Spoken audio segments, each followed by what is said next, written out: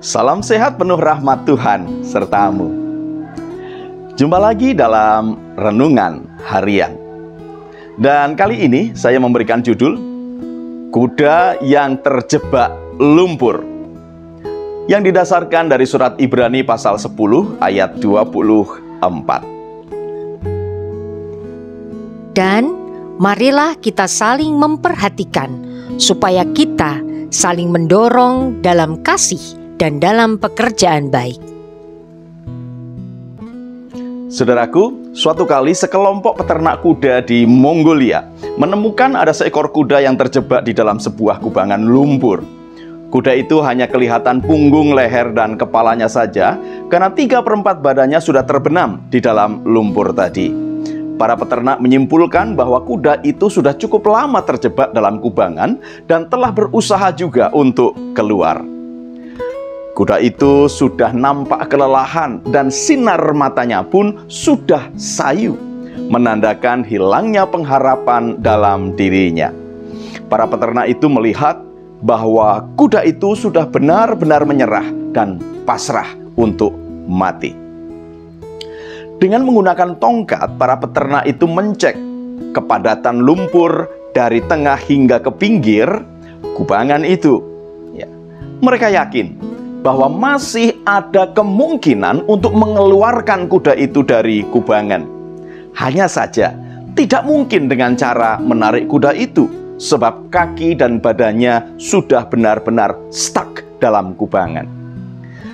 Setelah berdiskusi, para peternak sepakat untuk mencoba sebuah cara berdasarkan karakteristik kuda sebagai binatang yang hidup secara berkelompok. Para peternak itu menggiring semua kuda-kuda yang lain dan membawanya berlari mengitari kubangan itu secara terus-menerus. Setelah belasan kali mengelilingi kubangan lumpur tadi, kuda yang terjebak kemudian sudah mulai bergerak lagi dan berusaha keluar dari lumpur. Suara ringkian dan derap kaki kuda yang lain di sekitar kubangan itu seakan-akan menjadi teriakan penyemangat bagi kuda tadi, sampai akhirnya ia dapat keluar dari kubangan lumpur dan kembali berkumpul dengan kawanannya.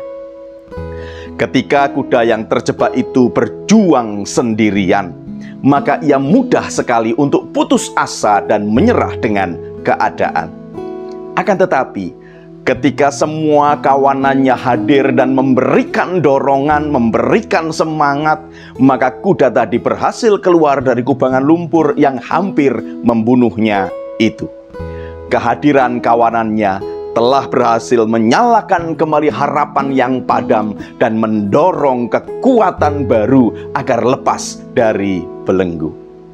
Saudaraku, kadangkala ketika berada di dalam belenggu persoalan kehidupan, kita merasa seperti kuda yang terjebak dalam kubangan lumpur tadi.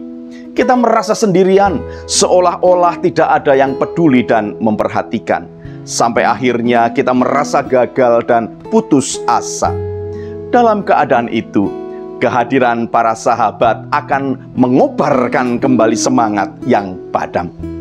Bukankah seorang sahabat sejati akan rela memberikan nyawa bagi sahabatnya?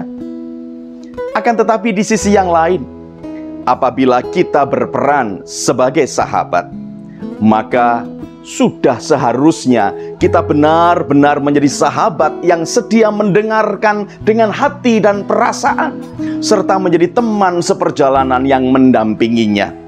Bukan malah kepo dengan banyak bertanya dan akhirnya justru turut menyalahkannya. Masing-masing diri kita mesti menyadari bahwa kita ini bukanlah makhluk individualis egois yang berjalan sendirian, melainkan makhluk sosial yang terhubung dengan sesamanya. Penulis surat Ibrani mengingatkan, dan marilah kita saling memperhatikan, supaya kita saling mendorong dalam kasih dan dalam pekerjaan baik. Saling memperhatikan, saling mendorong, saling support dalam kasih dan dalam pekerjaan baik. Itu catatannya. Iya, benar. Sebagai saudara sepersekutuan, sudah seharusnya bila kita saling memperhatikan dan saling support, bukan? Dengan demikian, kehangatan persekutuan benar-benar dapat dirasakan. Mari kita belajar untuk saling memperhatikan dan saling mendorong di dalam kasih dan dalam pekerjaan baik. Dan semuanya itu untuk puji dan kemuliaan nama Tuhan. Selamat berjuang saudaraku, Tuhan Yesus memberkati. Salam guru dan keluarga.